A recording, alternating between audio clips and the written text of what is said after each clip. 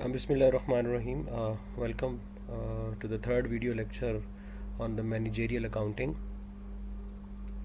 So we will start our discussion from the cost classification for predicting cost behavior. तो अगर हम लोग अपने पिछले वीडियो लेक्चर के बारे में बात करें तो हम लोगों ने कुछ क्लासिफिकेशन ऑफ कॉस्ट देखी थी थ्रू डिफरेंट डायमेंशंस। तो उसमें हम लोगों ने direct material cost, direct labour cost और इसी तरह फैक्ट्री ओवरहेड कॉस्ट को देखा। और फिर हम लोगों ने कॉन्सेप्ट ऑफ लीन प्रोडक्शन के साथ साथ हम लोगों ने कॉन्सेप्ट ऑफ पीरियड कॉस्ट और कॉन्सेप्ट ऑफ प्रोडक्ट कॉस्ट भी जो है उसको अंडरस्टैंड करने की कोशिश की। तो उसी के सीक्वेंस में हम अपनी बात को आगे लेकर चलते हैं। This is again another classification of cost which can be used for predicting the cost behavior. I mean to say कि एक certain number of units अगर आप प्रोड्यूस करते हैं तो आपकी जो cost behavior है वो क्या होगा। मोर स्पेसिफिकली अगर मैं एग्जांपल देना चाहूँ तो किस तरह से फिक्स कॉस्ट का रिलेशनशिप और वेरिएबल कॉस्ट का जो रिलेशनशिप है वो हमें नज़र आएगा, और एक सर्टेन नंबर ऑफ़ यूनिट्स के ऊपर हमें ये वेरिएबल्स का रिलेशनशिप कैसे नज़र आएगा। और अगर हम एक maximum number of units of production की तरफ जाते हैं तो ये दोनों कॉस्ट किस तरह से बिहेव करेंगे अकॉर्डिंगली। सो थोड़ा सा हाईलाइटेड जो लाइंस हैं उनको रीड आउट करते हैं। So cost behavior refers to how cost reacts to changes in the level of activity, and that is actually meant by the number of production, number of units to be produced, right? So as the activity level rises and falls, a particular cost may rise and fall as well, or it may remain constant. For planning purposes, a manager must be able to anticipate which of these will happen, and if a cost can be expected to change, the manager must be able to estimate how much it will change. तो देखें, अगर मैं 10,000 number of units produce करता हूँ तो मेरी variable cost और जो मेरी फ़िक्स कॉस्ट है वो कितनी इंक्रीज़ हो जाएगी, कौन सी फ़िक्स रहेगी, कौन सी वेरिएबल होगी, और क्या इनमें एक लीनियर रिलेशनशिप पाया जाता है या एक नॉन लीनियर रिलेशनशिप पाया जाता है। तो लीनियर रिलेशनशिप से मुराद ये है कि आपके जो बोथ एक्सिस के ऊपर है दोनों वेरिएबल्स एक ही डायमेंशन में मूव कर रहे होते हैं। I mean they are moving along together, they make a straight line, upward line और downward line, so that actually shows a positive relationship. लेकिन अगर ये जो कह लें कि दोनों वेरिएबल एक सर्टेन पॉइंट के बाद डेविएट करना शुरू हो जाए तो हम कहेंगे कि ये लीनियर रिलेशनशिप नहीं है। इसकी हम graphical representation right to the next page भी देखते हैं, बट बिफोर थोड़ा सा ये स्टडी कर लेते हैं कि जी ये वेरिएबल कॉस्ट से क्या मुराद है और फिक्स कॉस्ट से क्या मुराद है। So as we have already discussed, what I believe is that variable cost actually varies in total. Actually मिसाल के तौर पर मैं कहता हूँ कि मुझे एक यूनिट बनाने में जो वेरिएबल कॉस्ट आती है वो 10 रुपये आती है। अगर मैं 1000 यूनिट बनाऊँगा तो मेरी टोटल वेरिएबल कॉस्ट 10,000 होगी, और अगर मैं 10,000 यूनिट बनाता हूँ तो मेरी टोटल वेरिएबल कॉस्ट 1,00,000 होगी। यानी कि वेरिएबल कॉस्ट जो है वो इन टोटल वेरी करती है, लेकिन आपने इस एग्जांपल में देखा होगा कि जो मेरी पर यूनिट कॉस्ट है वेरिएबल वो कांस्टेंट रही है। सो वेरिएबल कॉस्ट को हम लोग वेरिएबल इस वजह से कहते हैं कि ये अपने टोटल में इंक्रीज़ और डिक्रीज़ करती है according to the level of the activity. I mean if you produce more you will face more cost, if you produce less you will bear less cost. So variable cost in total in direct proportion to changes in the level of the activity. So there are certain examples जो कि हम लोग बता सकते हैं, जैसे direct material है, जितनी प्रोडक्ट बढ़ाते जाएंगे आपका मटेरियल उतना कंज्यूम होता जाएगा, जितने नंबर ऑफ़ यूनिट्स प्रोड्यूस करते जाएंगे आपकी लेबर कॉस्ट उतनी ही बढ़ती चली जाएगी. So both of these type of cost are the variable elements of the manufacturing overhead. Again manufacturing overhead की मैं बात करूं तो उसमें हमारा जो इनडायरेक्ट मटेरियल है और इनडायरेक्ट लेबर है वो भी बेसिकली वेरिएबल कॉस्ट में ही शामिल होती है. सो इस तरह कुछ और भी एग्जांपल्स हैं, जैसे सप्लाईज़ हैं, पावर है, एंड सर्टेन अदर एग्जांपल्स हैं, वो भी वेरिएबल कॉस्ट में फॉल करती हैं. It is important to understand that a cost, if it is to be considered as a variable, it must be variable with respecting to something, and that something is actually the activity, I mean the level of production. Some other examples of activity based cost drivers include the number of miles driven by salesperson, the number of pounds of laundry cleaned by a hotel, the number of calls handled by the technical support staff at a software company. But do remember that these are the costs which are variable in nature but are not related with the manufacturing aspect of the product, right? So do not forget this point. So let's move to the example. Here you can see that if you produce here is the example of the number of guests to be entertained in a certain premises. That could be a hotel, that could be a restaurant.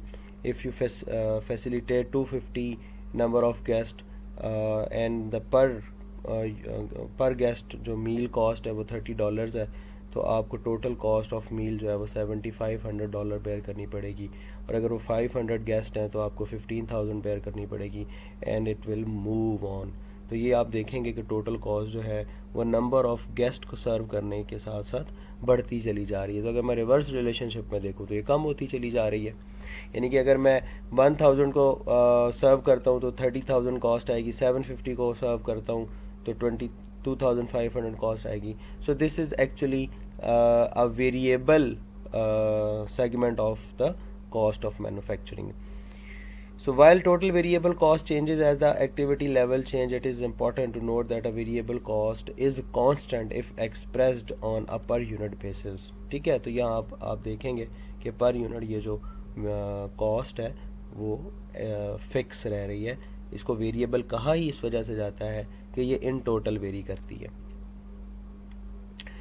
So exhibit 2.2 को देख लेते हैं, जिसमें ये illustrate कर रहा है total variable cost जब राइज करती है या फॉल करती है तो एक्टिविटी लेवल के साथ साथ इसके अंदर क्या चेंज आता है.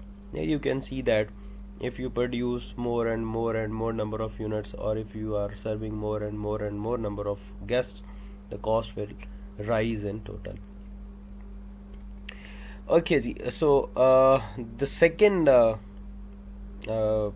element of cost in respect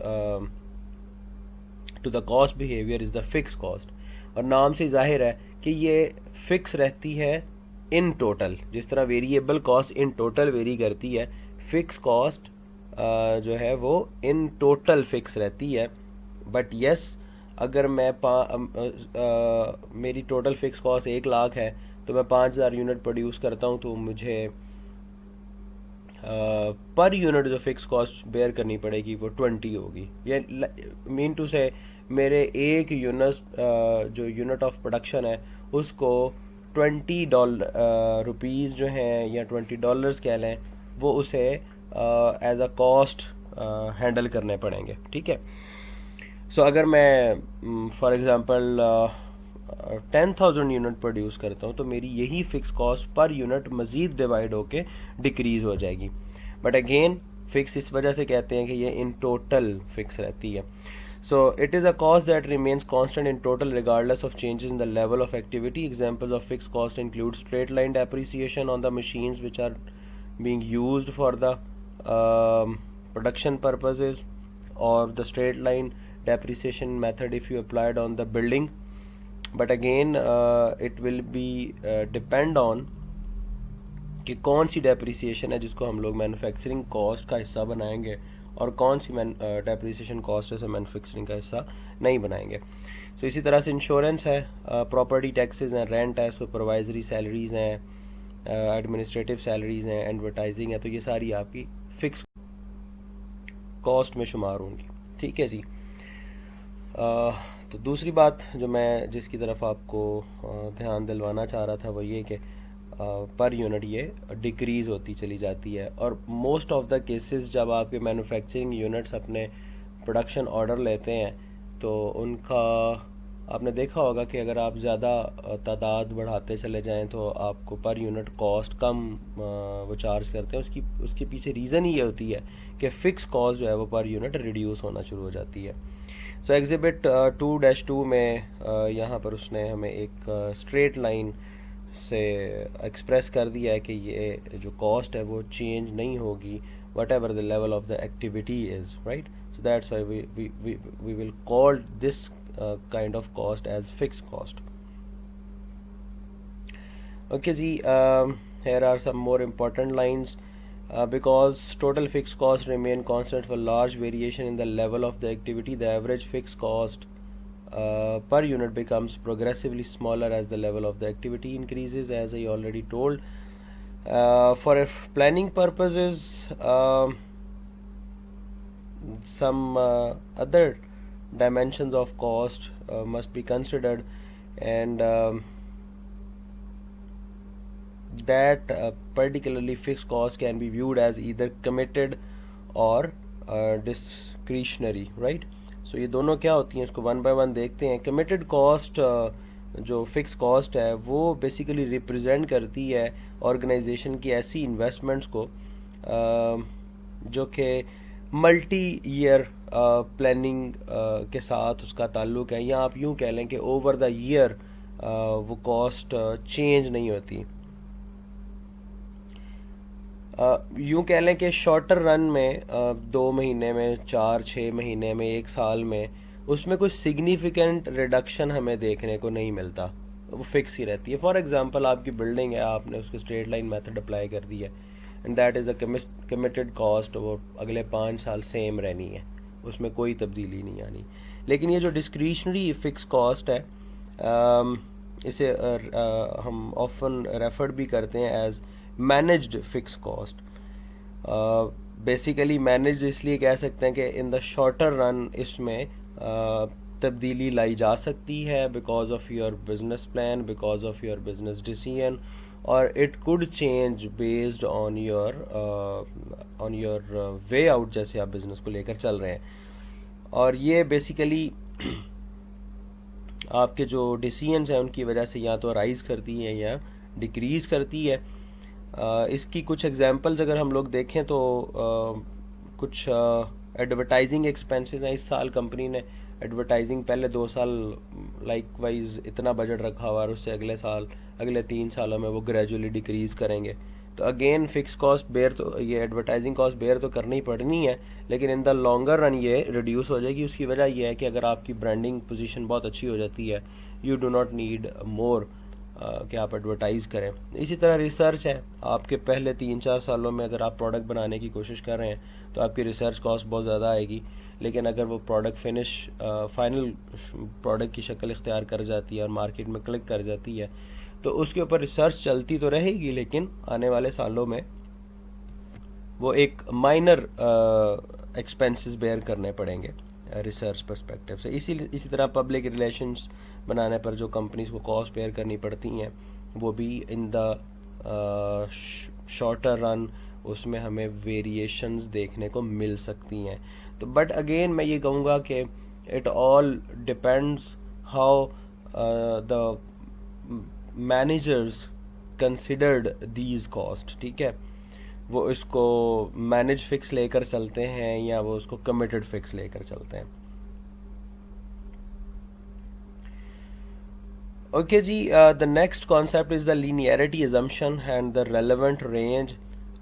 मैं इसकी डिटेल में ज़्यादा नहीं जाऊँगा, इट इज़ क्वाइट सिंपल कि यहाँ पर अगर आप देखें कि जैसे इस एग्जिबिट 2.3 में उसने हॉरिजॉन्टल लाइन में वॉल्यूम लिया हुआ है ऑफ द एक्टिविटी, आप इसे production number of units produce भी ले सकते हैं, और जो वर्टिकल एंगल है उसके ऊपर कॉस्ट का जो एलिमेंट है वो उसने कंसिडर किया है। And here you can see grey line या यूँ कह लें एक बार बनी हुई है, जिसमें ये जो आपकी ये ऑरेंज शेड की जो लाइन है ये ब्लू लाइन के बिल्कुल साथ चल रही है।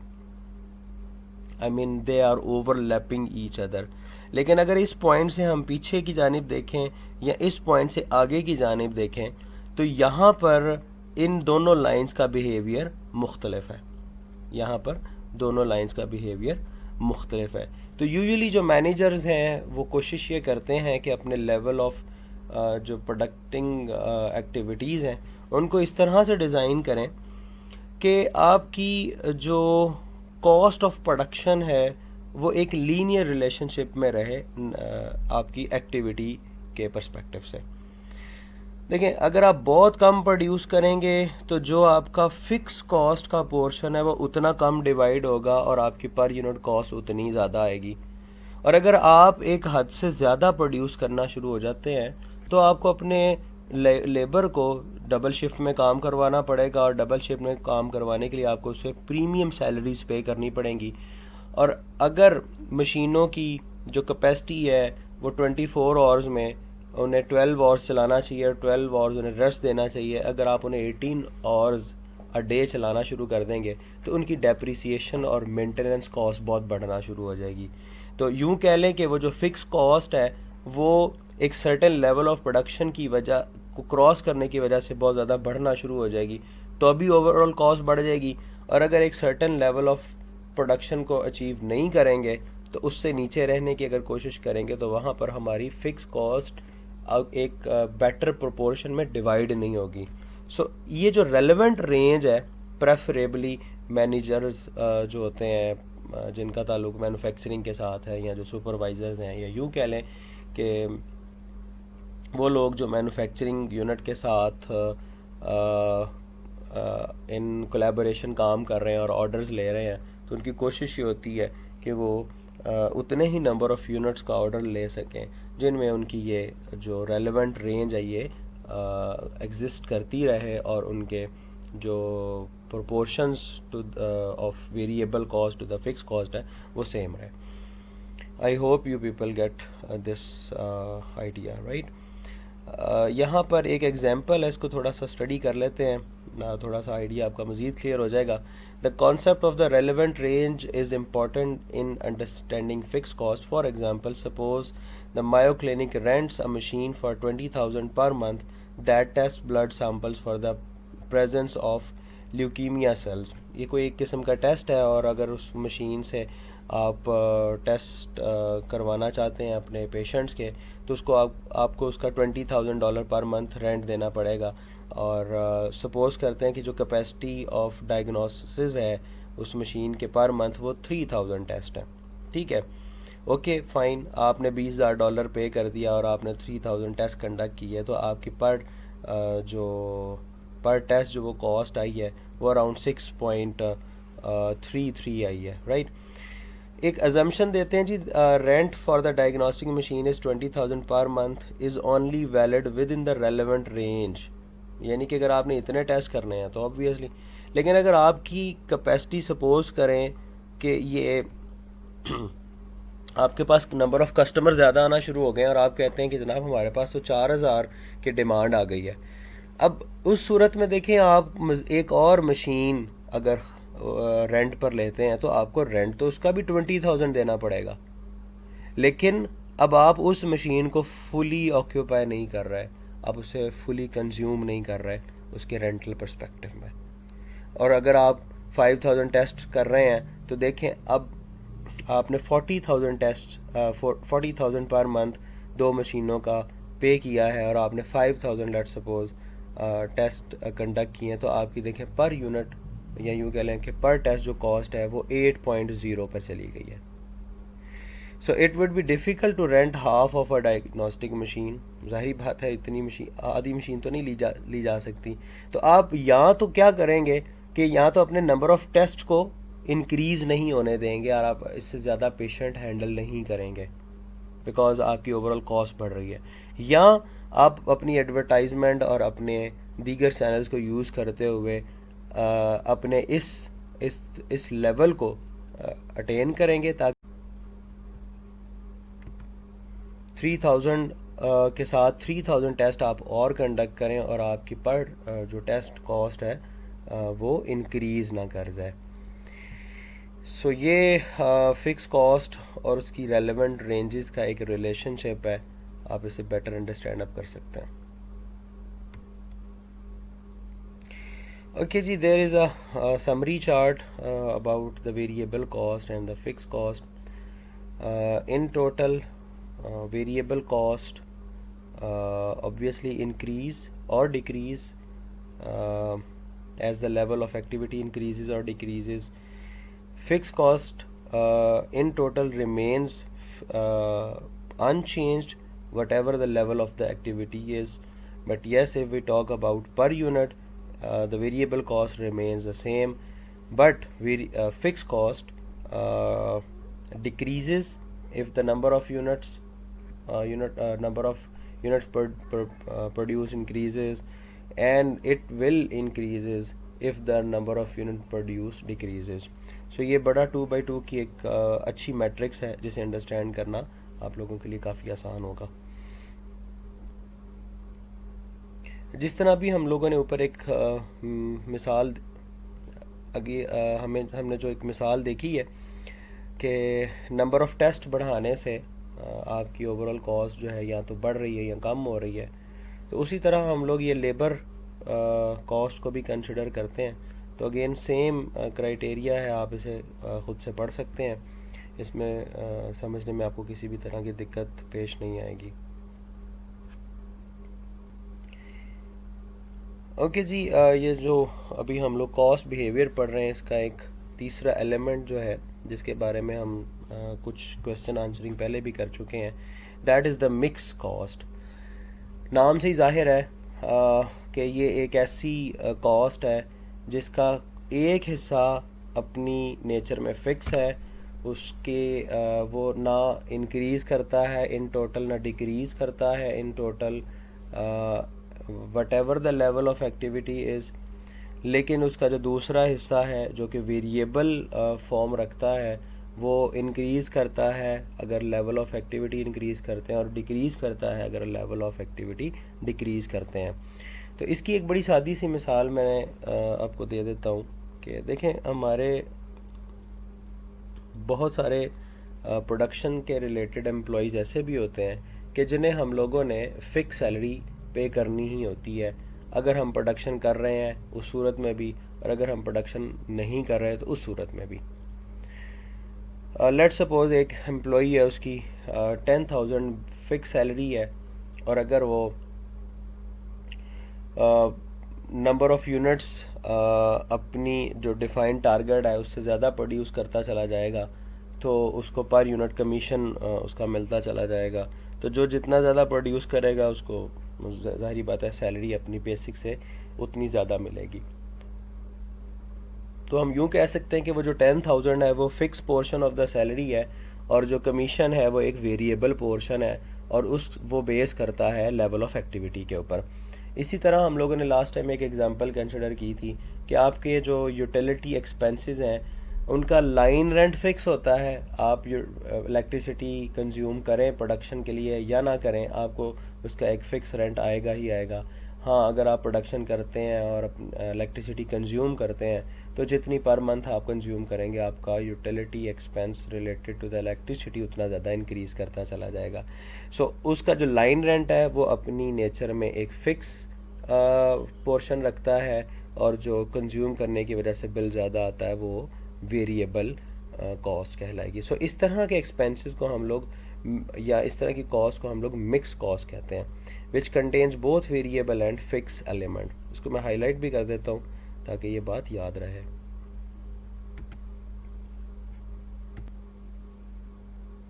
ओके जी, let's have an example. If the company incurs a mixed cost called fees paid to the state, it includes a license fee of $25,000 per year plus $3 per rafting party paid to the state's Department of Natural Resources.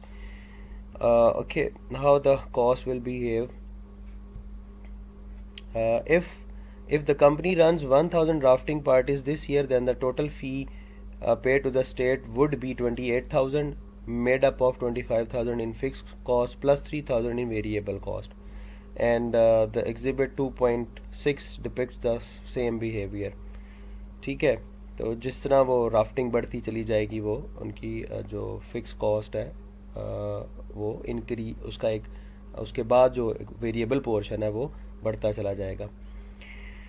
इसी तरह even if Nooksec fails to attract any customer, the company will still have to pay the license fee of $25,000. So ये देखें, ये जो $25,000 से पे करना पड़ रहा है कंपनी को, इस $25,000 का एक्टिविटी लेवल के साथ कोई ताल्लुक नहीं है, तो इसे हम कह देते हैं कि ये एक फिक्स पोर्शन है. So this is why the cost line is in exhibit 2-6 intersects the vertical cost axis at the $25,000 point. तो ये देखें, बेसिकली जो कॉस्ट का स्टार्टिंग लेवल है वो 25,000 से स्टार्ट हो रहा है. अब कोई अगर एक्टिविटी पर होगी तो ये कॉस्ट ऊपर जाना शुरू हो जाएगी, राइट. ये देखें, नंबर ऑफ जो राफ्टिंग पार्टीज हैं जो बढ़ती चली जा रही हैं, कॉस्ट बढ़ती चली जा रही है. लेकिन अगर ये ज़ीरो ही रहती है तो ये फिक्स कॉस्ट ही रहेगी, विच विल रिमेन $25,000. सो हम कह सकते हैं कि ये जो नीचे $25,000 पोर्शन जो है ये फिक्स एलिमेंट है, और ये ऊपर वाला जो पोर्शन है ये वेरिएबल एलिमेंट है. सो हम अगर इस एक्सप्रेशन को इक्वेशन में डिफाइन करना चाहें तो लिख सकते हैं y is equal to a plus bx, or you can simply say y is equal to alpha plus beta into x, where x is the variable, beta is the coefficient, and alpha is the starting point of this relationship, which is $25,000 in this case. So y is the total mixed cost, alpha is the total fixed cost, which is vertical intercept of the line, beta is the variable cost per unit of the activity, and x is the level of activity. So as the level of activity increases, this total bx will increase, and it will be cause increase in the total mixed cost, right. ठीक है जी, हम अपनी आज की discussion यहाँ पे close करते हैं. इंशाल्लाह ताला जो नेक्स्ट वीडियो है उसमें फर्दर डिटेल के साथ हम अपनी बात को आगे लेकर चलेंगे. जी, जज़ाकल्लाह एंड अल्लाह हाफ़िज़.